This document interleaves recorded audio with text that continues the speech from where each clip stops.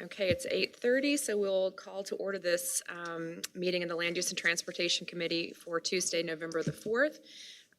I have taken the roll, and we are missing members Fagan and Zebarth, but we have a quorum. So I'll move on to item number 2, the consent agenda, which is 2A, minutes from the Land Use and Transportation October 7th, 2025 regular meeting, and 2B, payment of bills and transfers. Do I have a motion to put the consent agenda on the floor? A motion by member Abel, second by member Zebarth. Leffler. Questions or concerns? Go ahead, sir. Jerry, in the bills there's like a $750 under equipment rental to Commerce Bank. What would be an equipment rental to Commerce Bank? So we had that bridge repair project out in West Township, and so we were driving sheet piles that were like 38 foot long. And so there was a gas main that was about 75 feet away from where we were driving the piles. And so the gas company made us buy a seismograph to put on the gas line pipe right above it to make sure that we weren't vibrating the gas main to damage it, basically, when we were driving the piles. So how's that tied back to Commerce Bank? Oh, I'm sorry. It was on our county credit card because we don't. The place was out of Ohio, and so they sent it to us. We used it for a month, and then we sent it back. And so because we didn't have an account set up with them, and so we did it on our county credit card. Gotcha. You got Matco and Snap-on Tools on the bill. Can you refresh my memory on why the county's buying tools? They're buying like specialized tools, I think, off than what they need. I don't exactly know. They come through like once a month, and I think they're buying more like specialized tools that they can't get other places. Okay. Thanks. Any other questions? Okay, seeing none, all those in favor, please say aye. Opposed? Okay, that passes unanimously. Next, we'll move on to item 3, appearances by members of the public and county employees. Member Administrator Taylor, do we have any? Chair Klein, we've had no requests this morning. Okay, thank you. We'll move on to departmental matters. Item 4A, Jerry Stokes. We have 2 items to be presented for action. The first is 4A1A, request approval of a 2026 motor fuel tax maintenance resolution and estimate of cost. May I get a motion to put that on the floor? Motion by member Reeves, second by member Duffy. Floor is yours. Thank you. So this is our annual motor fuel tax kind of program that we run, basically for buying materials such as paint and salt for the winter and different things like that. And also we set up our oil and chip program that we do on a yearly basis out of that. So that's what we call Group 2 Seal Coat. It's a little lower this year because we're kind of concentrating some of our motor fuel tax dollars into more of the construction side, but we'll still do some oil and chip out of the MFT program and maybe use other funds on top of that as well. But this is kind of our yearly program. The salt price does reflect the new price that we just received that price here a few weeks ago, and so that is the price for 2026. Anyone have any questions? Member Reeves. $85 a ton, is that delivered or? Yes.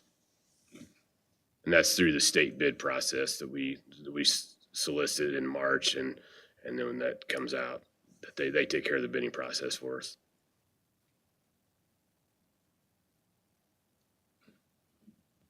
Anyone else have any additional questions for Jerry? Okay, seeing none, all those in favor of 4A1A, request approval of the 2026 motor fuel tax maintenance resolution and estimate of cost, please say aye. Opposed? Okay, that passes unanimously. We'll move on to 4A1B, request approval of a bridge construction petition for joint culvert replacement number 1 for Funks Grove Road District. May I get a motion to put that on the floor? Motion by member Reeves, second by member Leffler. So the Funks Grove Road Commissioner kind of brought this to our attention on this box culvert. It's kind of close to an intersection and it's really narrow. So he was looking to replace the box culvert. And so we're looking at making everything longer and more on askew to line up the waterways a little bit better. And so we're looking at 2 aluminum 60-inch culverts to replace the 8-foot by 4-foot tall box. Anyone have any questions? Okay, all those in favor of 4A1B, request approval of a bridge construction petition for joint culvert replacement number 1 for Funks Grove Road District, please say aye. Aye. Opposed? Okay, that passes unanimously. Okay, Jerry, so 4A2, project summaries. So, the first one is the Tawanda Gridley Road project that we just finished up here last week or so. And so got some pictures of this. This is just north of the Interstate 55, looking north there, starting at the start of the project. So our total, I think this is the final price here that we have on the sheet is $2,603,000. So that came in just a little bit under on the overall project. So I just got some pictures here. This is up at 2100 looking south. So that's a new guardrail we put in there. This was a house where we had to put new curb because the existing curb was buried. So we took the old curb out, put new inlet in there, new curb to help with the drainage along here. This is the intersection of the Hudson Road looking south, and then as we went north, we had a 2-mile stretch in there where we had some like 3 or 4 reverse curves. And so this is where we put paved shoulders with rumble strips to help the safety of running off the road there. So this was so I got some pictures of that. You can kind of see the rumble strips there on the left side. So it actually turned out really good on that overall. And our guys came in and put dirt here along the edges after the project was done, just to kind of tie everything back in. And so this is kind of about where we ended the rumble strip. So like I said, it's about 2 miles. And this is on the north end of the project where we tie into PJ Keller that we did earlier this summer. So, and this is the new guardrail that was put in there. Any questions on that project?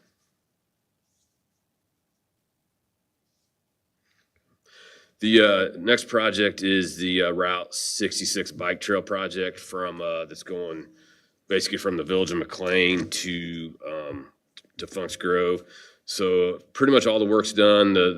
All the hot mix has been placed. Concrete's been poured. So currently they're just kind of working on some miscellaneous seeding, painting, putting up signage and that type of stuff. So just kind of doing some miscellaneous to get the trail up to code. So I just have quite a few pictures here, kind of running down through this. This is starting up Funks Grove going south, and they'd come through here and started pulverizing and getting everything ready for seed. So this is the parking lot area there, kind of just about a mile or so south of Funks Grove. That'll be striped and where vehicles can park and access the trail at that location. This is at 350 North Road, where you can see where they poured some concrete ADA ramps in there to connect to the trail. This is kind of right at the north end of McLean where we cross back over to go into McLean. And so you can see the ADA ramps there as well. And then the rest of these are all in town McLean. This is at a storage unit where we basically poured concrete all the way through there to have access to the storage unit. And then this is at the intersection there at Fisher and Main. So, and then this is kind of where the trail starts at the trailhead there in McLean. And then there's another picture of the parking lot. That's going to be a really nice addition for the village to have there. So that project should be wrapped up here in the next week or two, I think, with everything. So any questions? I do have a question. So this section that obviously you just finished is in great repair, it's brand new. But what happens sort of kind of tracking the wear and tear on the older sections of the route? Because we've kind of been doing this piece and part over a long period of time. Does that maintenance get looped into your annual evaluation, or is it you've built it and you're kind of hands off about it? Because I have heard from a couple bikers that there's certain parts of it that are not in the best state of repair. I don't have any specifics, but how does that work? So usually after we get done building it, it kind of falls under the Parks Department as far as the maintenance goes, especially like the mowing and the routine maintenance and everything. So I guess if we need to help out with some more extensive maintenance, we could probably, look at that, or look into what needs to be done there. I think we've helped out with some signage over the years and some bollards and that type of stuff. So I guess it depends on what's going on with the pavement. We try to make sure that the pavement is clean. So either the parks or the Friends of the Trail or us would maybe go down there and broom it if need be. I think if moving forward long term, it's probably going to be more like we're going to have to use like probably ITEP application funds, with that to resurface the road or resurface the trail at those points. If they can provide specific locations, we can look at it. Some of the maintenance, and depending on where it's at, falls under the city of Bloomington. In each jurisdiction where it falls at, actually falls on that particular jurisdiction. So it could just be that, or something's just failing over the years. Because I think the first project we did was 2009 from basically Fox Creek Road down to Shirley. So that is kind of starting to age. Right. So that is going to fall under the jurisdiction of whoever the municipality is. Yes. And so anything outside the corporate limits would fall under our Parks and Rec department to essentially But maintain. anything inside, say the city limits of the city of Bloomington, that's Bloomington's Yes. problem. Okay, Yes. thank you.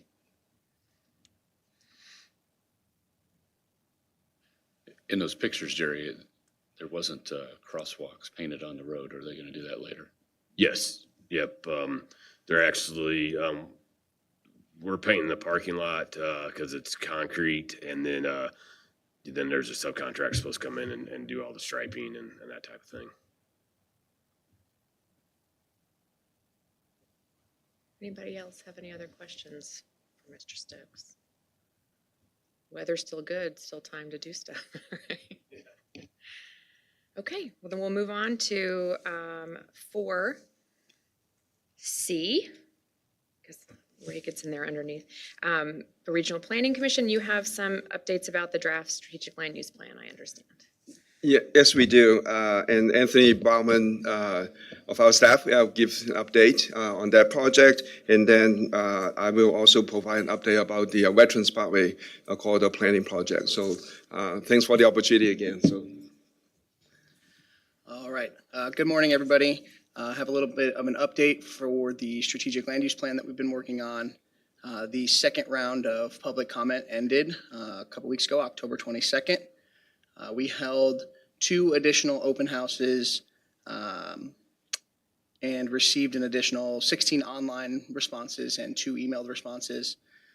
The overall sentiment from those responses and the open houses was that many of the early concerns were addressed and corrected. However, there are still some concerns that members of the public have, such as the amount of ag land in the 1.5 miles around the urban area of Bloomington Normal being designated for non-ag use. Many people appreciated the removal of the East Side Highway east of Towanda Barnes Road. And at this stage, we are now working on releasing the final draft for official consideration. The next steps to that include completing some final updates, small updates to the plan, cleaning it up for a polished final draft. And in that time, we've been working with partners from the city, town, and county on finalizing those smaller updates. We anticipate having a completed final draft by next week, which will then be released on our website. From there, it will be up to the individual local governments to establish a review and adoption process. So county, city, town will be able to review that final draft and determine their approval process. That's all I've got. Anyone have any questions for Anthony?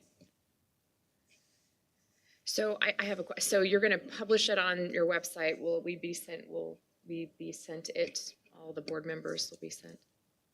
Yeah, the plan is to give like roughly a week to send it out to partners and elected officials, and then we'll publish it on our website. Okay. And Or we can provide a link if that's easier too. whatever, yeah, sure. Administrator Taylor, is there any kind of formal procedure that we will go through with the municipalities, townships that are falling within that, in the kind of planned area, the 1.5 miles around?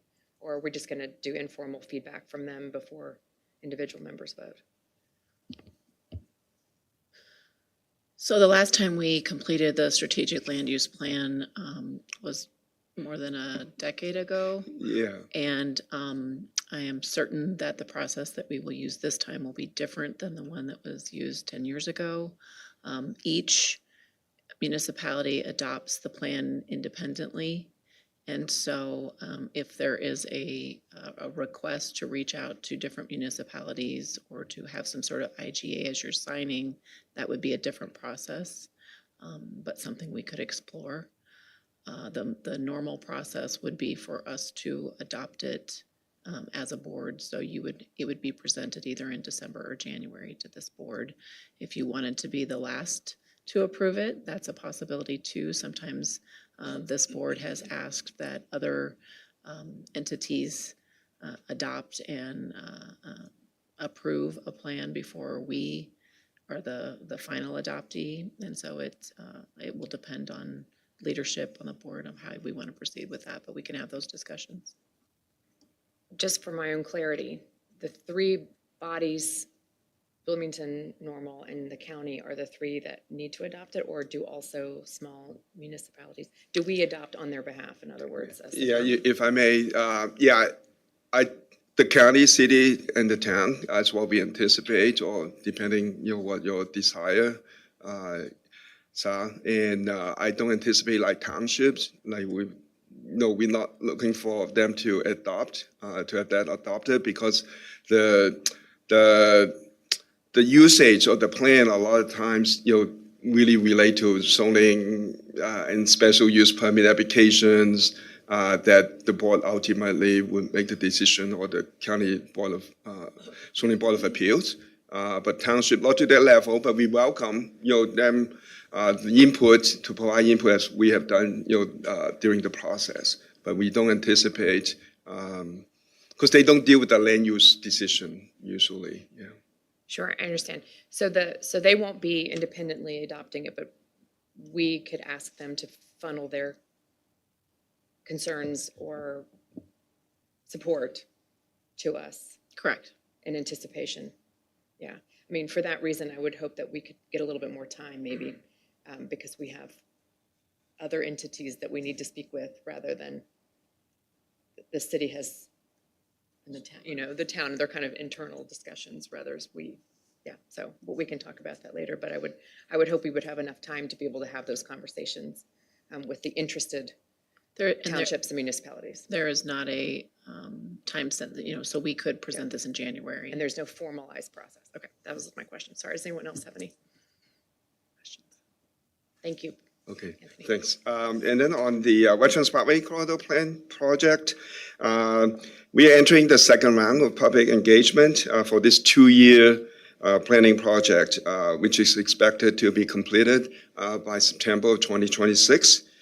As you may have received flyers, and want to thank the administration for helping us to distribute the flyers, so all the county board members will receive a flyer regarding upcoming public open houses and also a business committee meeting, which actually will be starting this afternoon, and then this evening, tomorrow evening, and also a virtual open house on November the 12th, day after Veterans Day.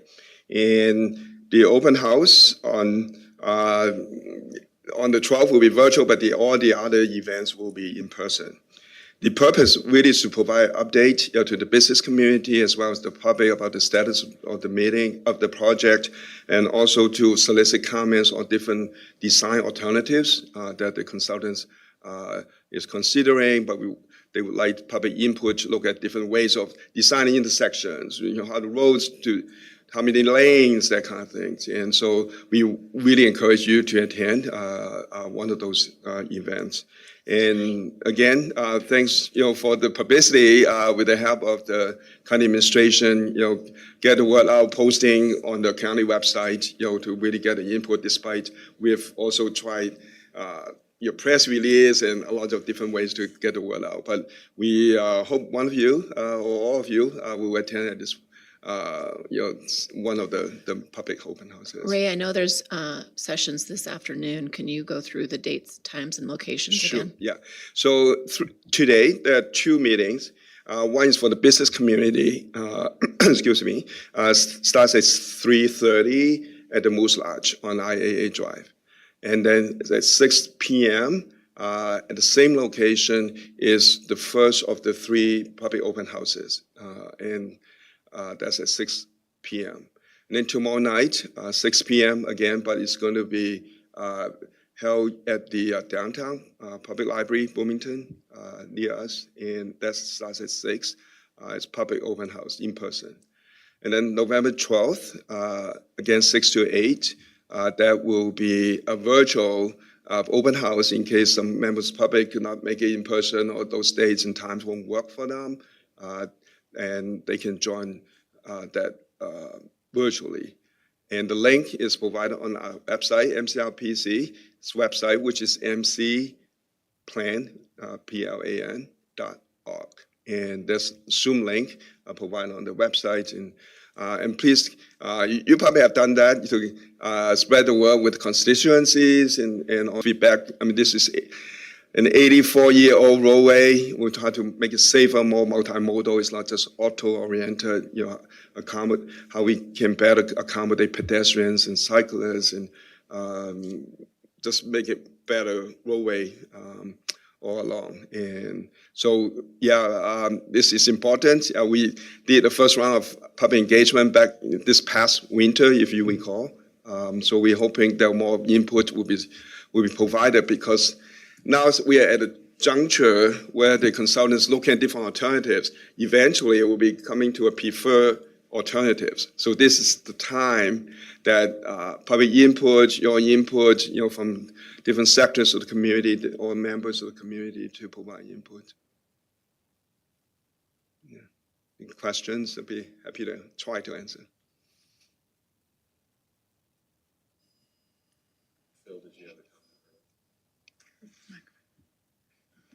This had to do with the land use plan. Typically, what had happened in previous comprehensive plans is the city and the town and the county approve them. And in most cases, the county prefers for the city and the town to do it first, so that we know going in that it's going to be, that they're going to approve it. I think this time we were discussing a timeline. It's very likely that the city and the town wouldn't get to it until January, so very likely ours would be February. Thank you for that, Phil. Any other questions for MCRP? Okay, thank you so much. Thank you. Okay, we'll move on to 4D. Phil Dick, the Building and Zoning. You don't have any items for action. Is there anything you want to point at? Yes, we have a meeting tonight for a battery energy storage system public hearing for Blooming Grove. It's about 2 miles northeast. This facility is next to their O&M facility northeast of Lexington, and this will be right next to it, and it will tie into their substation there where it connects to the main power lines and their operating facility there. So it'll be kind of compact in that area. That hearing, I don't think will be too controversial, since it doesn't involve very many landowners. And that's connected to the Blooming Grove wind Yes. project? Yeah. Yes, it is. Pre-existing wind project. They're scheduled at 7:15. We have another case before that at 7, but it won't take very long, probably. All the cool kids will be there. Any other questions for Phil? All right, thank you so much, sir.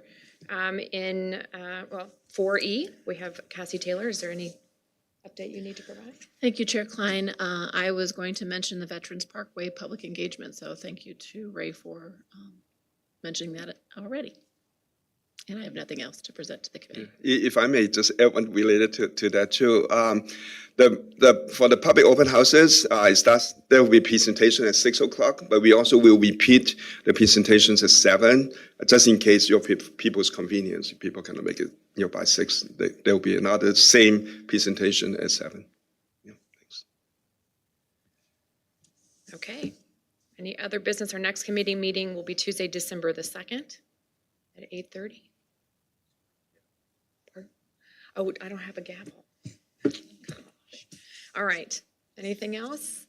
All right, we'll be adjourned. Thank you so much, everyone.